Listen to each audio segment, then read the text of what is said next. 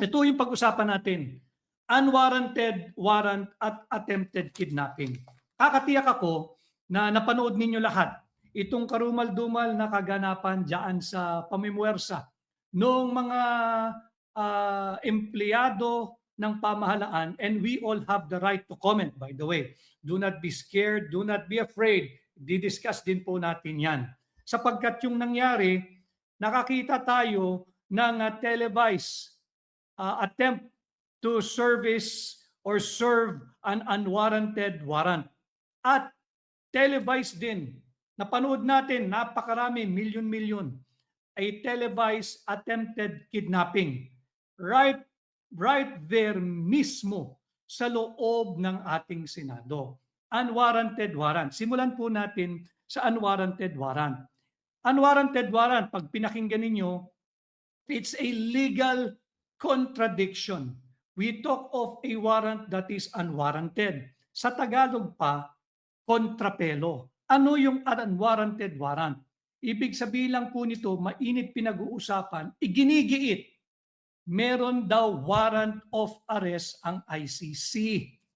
Assuming for the sake of our podcast this morning na merong warrant ang ICC. Tanong, automatic ba na may bisa ang warrant na inisyu ng isang banyagang jurisdiksyon? Fundamental. Matagal nang pinag-uusapan, marami nang nagdiskurso, subalit hanggang ngayon ay hindi pa rin natutuldukan, nag-aantay pa rin tayo sa magiging pinal na hatol ng ating Korte Suprema. Unwarranted warrant, kontrapelo, a legal contradiction, but it refers to a warrant that is without legal justification. Usually, a warrant of arrest, meron kang legal justification, meron kang legal basis. But a warrant that is without legal basis or without legal justification now becomes an unwarranted warrant.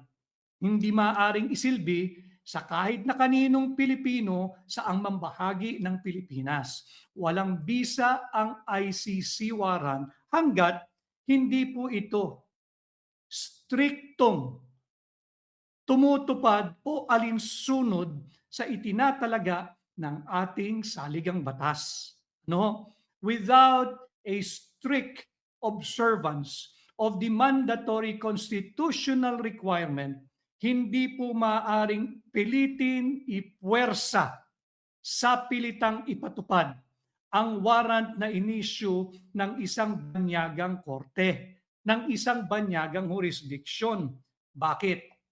Para po tayo klaro, ang dami nang nagpipilit na baluktutin, bend the law, disregard the law. Yan po yung ginagawa ngayon eh. Pasimplihin po natin, why is the ICC warrant is an unwarranted warrant? Kasi ho, a warrant to be constitutional, a warrant of arrest, both a warrant of arrest and a search warrant to be constitutional must satisfy strictly the mandatory constitutional requirement. Tanong, ito bang pinipwersang ICC? Kung meron mang warrant talagang ICC, did it satisfy strictly the mandatory constitutional requirement? The answer is no. Why? Punta po tayo sa ating saligang batas. Article 3, Section 2 of the Constitution. Para po hindi tayo malayo, basahin ko sa inyo verbatim. Ano yung Article 3, Section 2 of the Constitution? The right of the people to be secure in their persons, houses, papers, and effects against unreasonable searches and seizures of whatever nature and for any purposes or for any purpose shall be inviolable. Skip ko na po yung iba ron. Ito yung maimportante. No warrant of arrest. Malinaw po yun ha. No warrant of arrest shall issue except upon probable cause to be determined personally. Personally, nino? Ng ICC ba? Ng NBI ba? Ng PNP ba? Ng isang sibilyan na may hawak-hawak na warrant na nagtatangkang iserve ang warrant ba? Hindi ho. You just have to go back and visit Article 3, Section 2 of the Constitution. Ano pong sinasabi? And no warrant of arrest shall issue except upon probable cause to be determined personally by the judge. Judge, hindi po pulis, hindi po militar, hindi po NBI, hindi po yung mga traidor na kapwa natin Pilipino. Malinaw po ito by the judge after examination under oath or affirmation of the complainant and the witnesses that he or she may produce.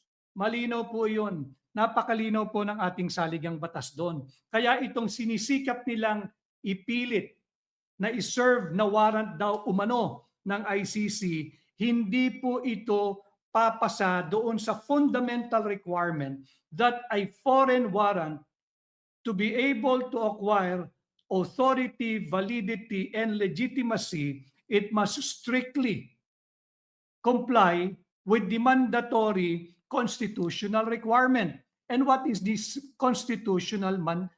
mandatory constitutional requirement? You just have to go to Article 3, Section 2. Malinaw po dito. No warrant of arrest shall issue. Hindi raw po pwede at walang warrant of arrest ang mailalabas maliban na lamang kung ito ay na-examine, napag-aralan, nasuri, nabasa mismo ng isang hukom, lokal na hukom, MTC, RTC, Court of Appeal, Supreme Court, halimbawa, upon probable cause to be determined personally, personal determination of the probable cause, whether it exists or not, to warrant the issuance of an arrest warrant. No, ito pong ICC, wala pong basihan yan. Pag binangga mo yung lahat ng justification, pati yung akala mong dating matatalinong mga jurnalista na ngayon para silang tulirot litong-lito kuno, bakit daw hindi pwedeng iserve ang ICC? Samantalang pag gusto nila yung ginagawa o gusto po nila yung topic, alam na alam nila. Ito very fundamental. Unwarranted warrant. Unwarranted warrant of arrest. Why? It is unconstitutional. We are not pushing, we are not advocating anything here, but the respect for our Constitution, we have to uphold, we have to defend, we have to respect our Constitution. Nakakahiya na tayo sa ibang bansa, nagiging sunod-sunuran tayo. Alam po ninyo yung floor mat, yung nasa bahay ninyo, nasa inyong banyo, nasa inyong garahe, floor mat, ano pong nakalagay doon? Di ba usual nakalagay dyan, welcome. Pero yung welcome na yun, tatapakan mo, papahira mo ng putik, papagpaga mo ng alikabok, kakaskarin mo yung sapatos mo bago ka humakbang at pumasok sa tahanan ng ibang tao. Nagiging floor mat na tayo, tinatapak-tapakan na tayo, hinuyurakan tayo, dinudumihan tayo, dinudungisan tayo. Yun po yung ating ipinaglalaban dito. Yun po rin ang hinihingi ng hakbang ng maisog. Yung transparency, accountability, peace, and security. And that goes without saying, yung ating dignidad bilang Pilipino. Dignidad bilang isang bansang Pilipinas, at ang ating dignidad bilang Pilipino na nagmumula sa isang dakilang lahi. Yun ang ating inilalaban dito. Ano ho? Kaya itong ICC warrant, it should be treated as an unwarranted warrant. So pag inyong tiningnan, unwarranted warrant sapagkat labag sa ating saligang batas, itong ipinipilit ng administrasyon ni Bongbong Marcos na isilbi, pwersahan, itong unwarranted warrant ng ICC. Again, unwarranted warrant because hindi po ito mahigpit na tumutupad at sumusunod doon sa alituntunin o batayan na iginuhit, isinulat, nakatakda at may garansya sa ating saligang batas. you have to take a look at Section 2 of Article 3. Ulitin ko ho, yung patungkol po, yung karapatan ng bawat tao na maging ligtas sa ating pamamahay, sa ating gamit, sa ating mga dokumento, sa ating pagkatao. At hindi po pwedeng makapag-issue ng warrant of arrest ang sino man nang hindi po ito dumadaan. Saan? Sa local courts. Malinaw eh. Sino hong nagsabi? Si Attorney Vic Rodriguez po ba? Oo. Anong basihan niya? Yung ating saligang batas. Article 3, Section 2. Malinaw po dyan. No search warrant or warrant of arrest shall issue except upon probable cause to be determined personally by the judge upon examination, under oath or affirmation of the complainant or and the witnesses he may produce. Ano? So local court lamang ang maaring mag-issue ng warrant. Now, in the case of Senator Bato de la Rosa, hindi siya pwedeng kaladkarin palabas ng Senado at sasabihin na ito raw po ay in the guise of enforcing a warrant. Invalid nga yung warrant eh.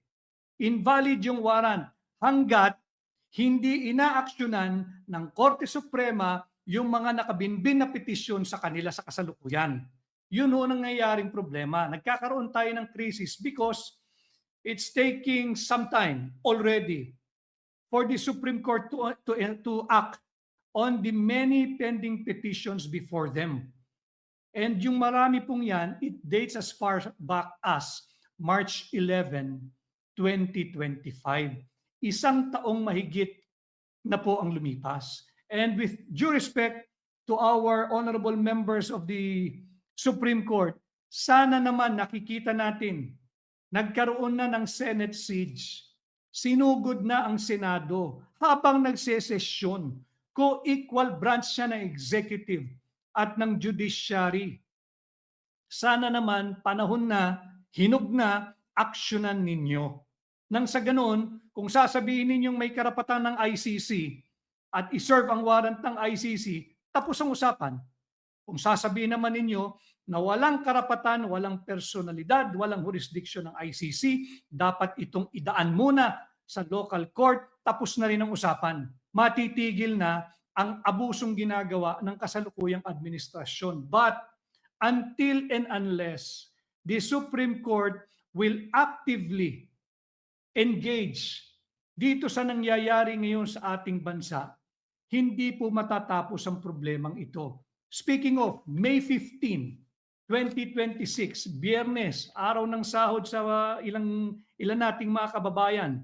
Bago po tayo nag-live podcast ngayong araw, chinek ko ang palitan ng dolyar kontra piso kahapon po'y nagsara ng 61.64. Sabi, highest na yan. Ngayon po, bago tayo nag-live, ang palitan ay umakyat na ng 61.80. 61 pesos and 80 centavos. Yung mga bumoto para sa impeachment ni VP Inday, tanungin po ninyo mga kababayan, ano na? Lumakas ba ang piso? Sumigla ba ang ating ekonomiya?